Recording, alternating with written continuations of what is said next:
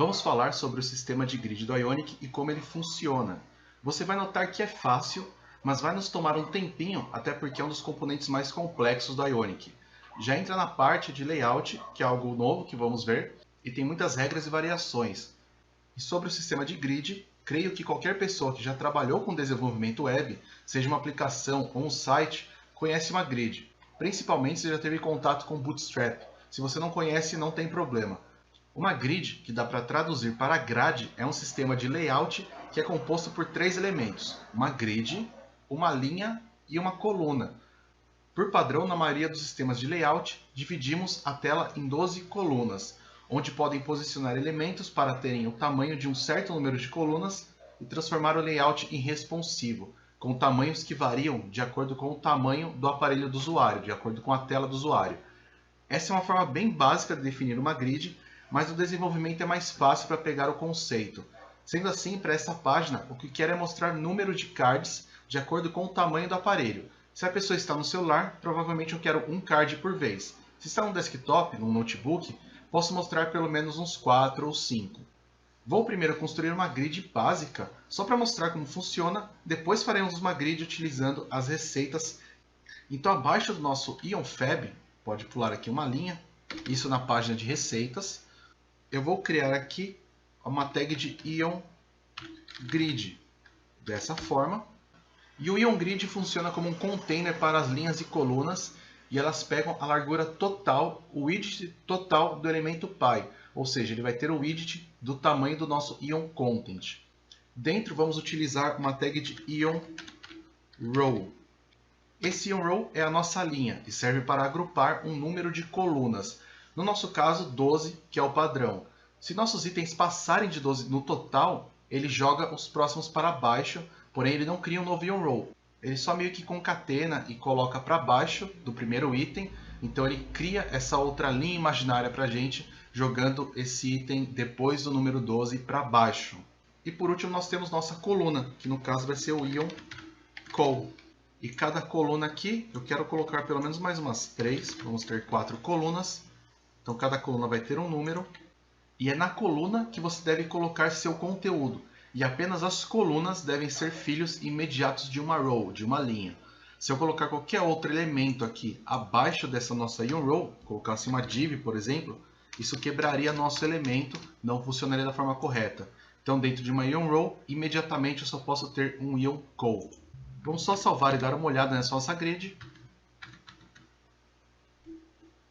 Olha só, com ela rodando, eu já estou na minha página de receitas. Pode ver que aqui eu estou no Pixel 2, no Android, então eu já tenho aqui minhas 4 colunas que eu coloquei. Se eu colocar aqui um responsivo, que eu posso manipular melhor, pode ver que ele cresce de acordo com o tamanho do nosso device. Então as colunas são responsivas. E para trabalharmos com o tamanho que desejamos de uma coluna, temos o atributo Size. Esse atributo define quantas colunas das minhas 12 colunas que eu tenho por padrão dentro de uma IonRow, esse elemento, no caso esse IonCol que eu estou utilizando aqui, ele deve pegar. Então de 12, quantas colunas eu quero pegar para esse elemento? Por padrão, a grid da Ionic já faz o cálculo de quantos elementos existem em uma linha e divide o número total de colunas possíveis para esses elementos. Como por exemplo, temos 4 elementos, então 12 dividido por 4 são 3. Sendo assim, cada IonCol pega 3 espaços de uma linha dentro dessa grid.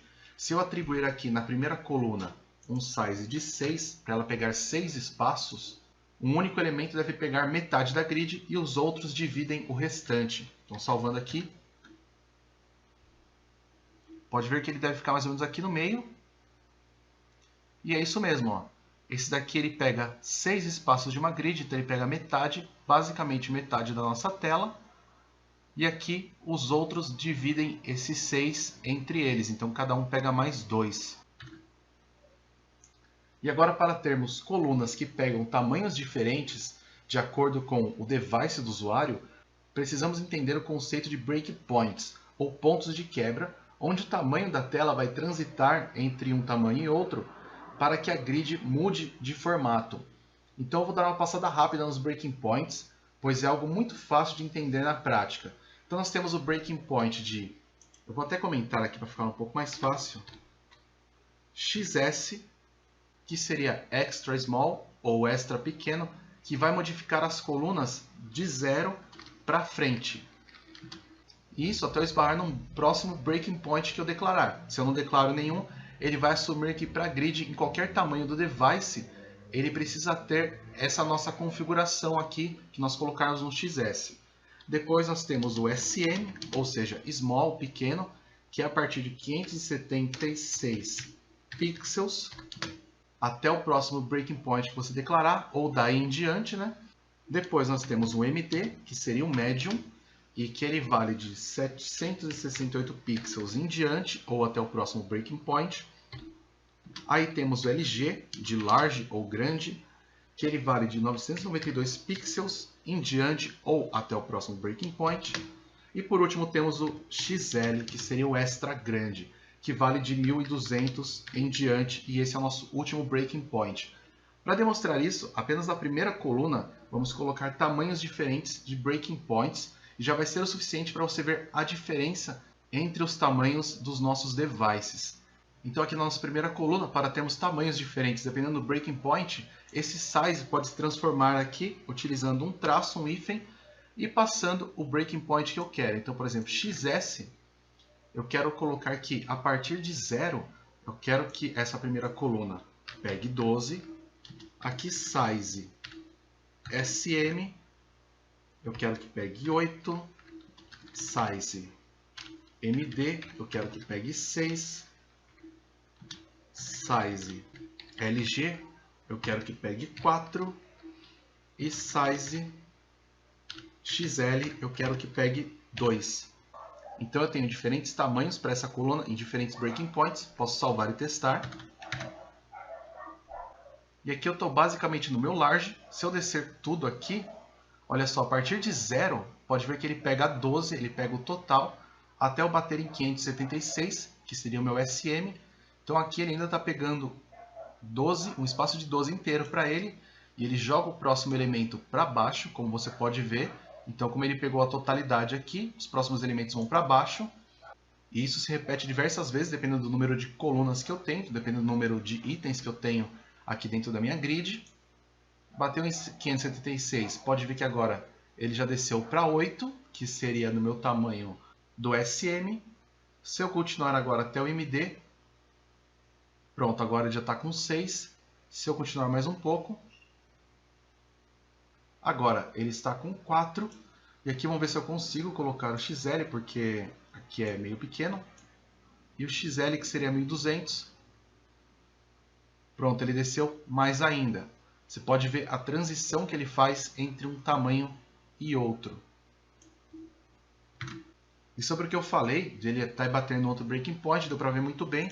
Mas caso não tenha visto direito ainda, se eu remover o SM e o MD, deixar só o LG aqui e o XS, se eu salvar e voltar lá,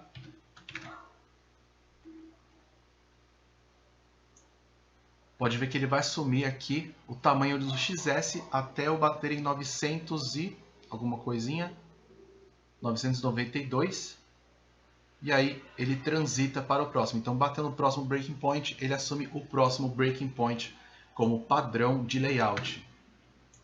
E esse é o básico que precisamos entender do conceito de grid para começarmos a trabalhar com ela. Na próxima aula já faremos uma grid utilizando nossas receitas.